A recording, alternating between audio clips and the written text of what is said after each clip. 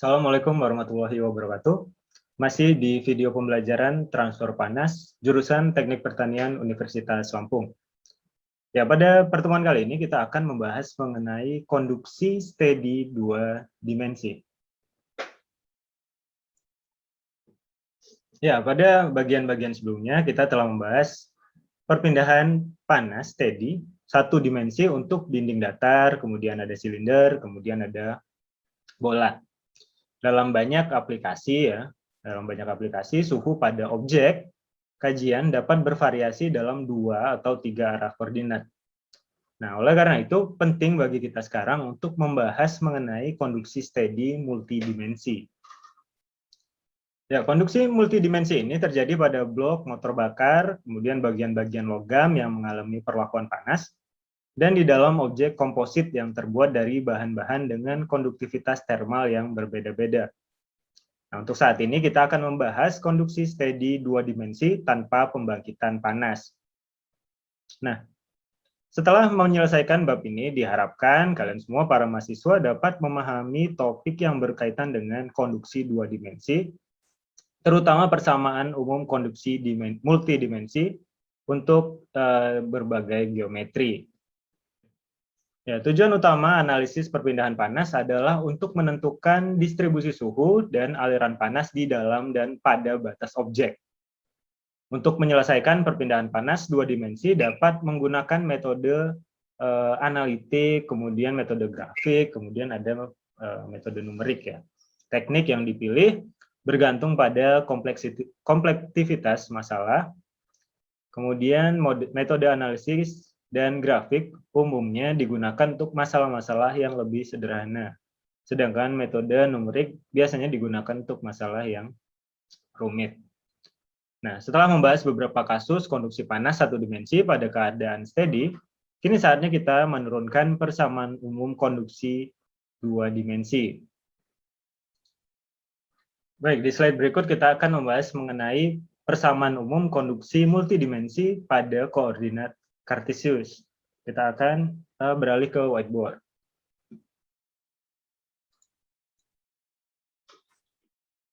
Baik, untuk menurunkan persamaan umum konduksi tiga dimensi, kita akan menggunakan elemen kotak kecil dalam koordinat Cartesius. Perhatikan pada gambar, ada sebuah kubus yang ditunjukkan dalam bentuk tiga dimensi ya.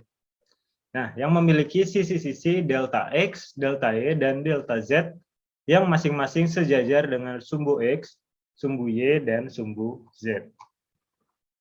Nah, dengan menerapkan hukum satu termodinamika atau hukum kekekalan energi, kita dapat menulis keseimbangan energi pada elemen tersebut sebagai berikut.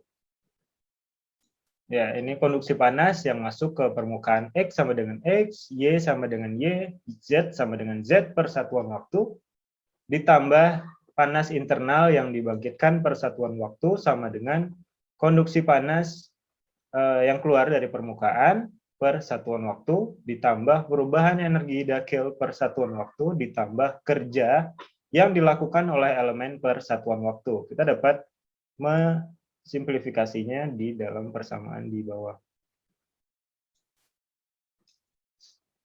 Nah, di mana Qx adalah laju aliran panas konduksi yang masuk ke elemen searah sumbu X. Searah sumbu X. Searah sumbu X. Yang ini. Kemudian Qy adalah laju aliran panas konduksi yang masuk ke elemen searah sumbu Y. Ini. Qz adalah laju aliran panas konduksi yang masuk ke elemen searah sumbu Z. Jadi searah sumbu X, searah sumbu Y, dan searah sumbu Z. Nah, Qx plus Dx adalah ini konduksi yang keluar dari sumbu X, kemudian ini yang pada sumbu Y, dan ini pada sumbu Z. Kemudian G adalah pembangkitan panas internal per satuan waktu, kemudian delta U adalah perubahan energi internal. Nah, karena ekspansi benda padat yang diakibatkan oleh perubahan suhu sangat kecil, maka suku terakhir di sebelah kanan persamaan dapat diabaikan, atau delta W sama dengan 0. Sehingga kita dapat menyederhanakan persamaannya menjadi Qx plus Qy plus Qz plus G sama dengan Qx plus delta X plus Qy plus delta Y plus Qz plus delta Z plus delta U dibagi delta T, atau ya. Atau yang ini, untuk yang dipindahkan ke sebelah kiri semuanya ya. Hanya menyisakan delta U per delta T di sebelah kanan. Oke, kita lanjutkan. Ya, perubahan energi internal atau delta U untuk elemen diferensial selama periode waktu delta T adalah massa elemen kali kapasitas panas C dikali perubahan suhu elemen delta T dalam waktu delta T, sehingga dapat ditulis dengan persamaan ini, di mana rho adalah massa jenis benda M per volume. Kemudian dengan menyulitkan delta U, persamaan yang tadi dapat kita nyatakan sebagai ini.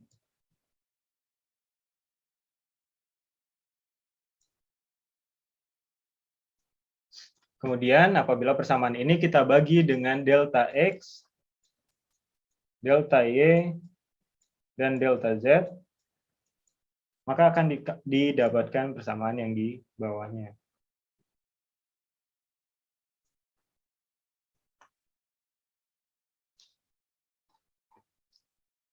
Nah, kemudian sebelumnya kita mengetahui bahwa persamaan hukum Fourier, kita ketahui bahwa Qx sama dengan min Kx Ax dt per dx. Di mana Kx adalah konduktivitas termal pada arah X. Ax adalah luas permukaan normal terhadap arah X. Dan dt per dx adalah gradien suhu pada arah X. Nah, karena Ax sama dengan delta Y dikali delta Z, maka persamaan ini dapat ditulis sebagai Qx sama dengan min Kx dt per dx dikali delta Y dikali delta Z. Kemudian dengan cara yang sama kita dapat menulis persamaan untuk AY, kemudian AZ untuk QY dan QZ. Nah, dari definisi derivatif dan hukum Fourier, kita dapat menuliskan ekspresi seperti di bawah ini untuk masing-masing sumbu ya. Sumbu X, sumbu Y, dan sumbu Z. Kemudian dengan mengambil limit delta X, delta Y, dan delta Z, dan delta T yang mendekati 0, limitnya mendekati 0, kita dapat mendapatkan persamaan ini. Nah, dalam bentuk ini, persamaan umum konduksi 3 dimensi dapat digunakan untuk menyelesaikan persoalan-persoalan di mana konduktivitas termal merupakan fungsi dari posisi atau suhu. Ya, untuk bahan dengan konduktivitas termal konstan, persamaan umum konduksi 3 dimensi akan menjadi yang atas.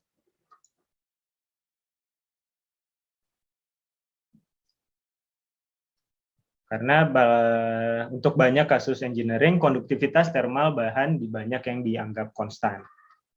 Maka untuk bahan dengan konduktivitas termal konstan, persamaan umum yang digunakan akan menjadi ini.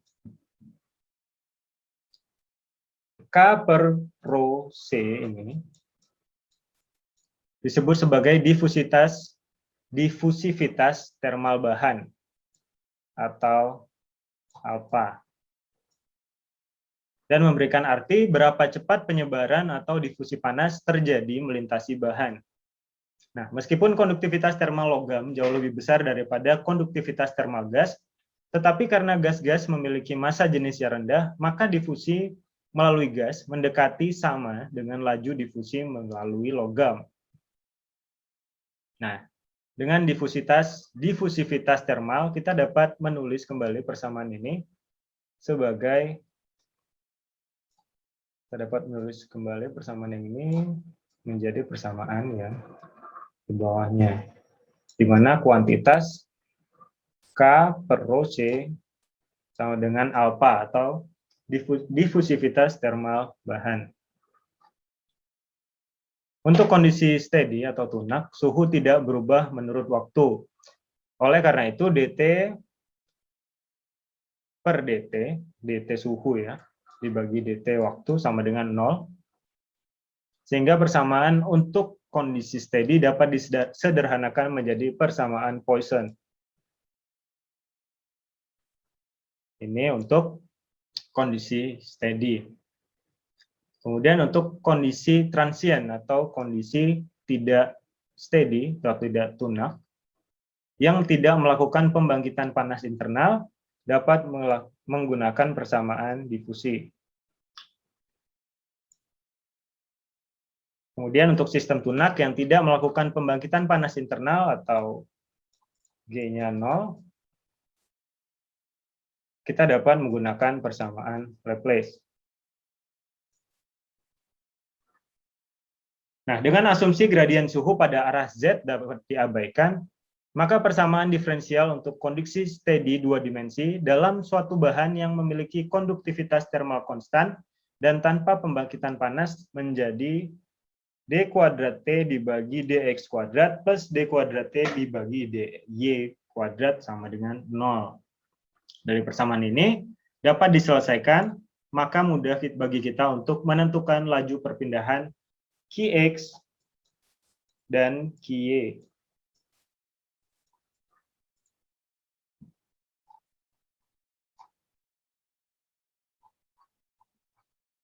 Baik, itu tadi penjelasan mengenai persamaan umum konduksi multidimensi berdasarkan koordinat Kartesius.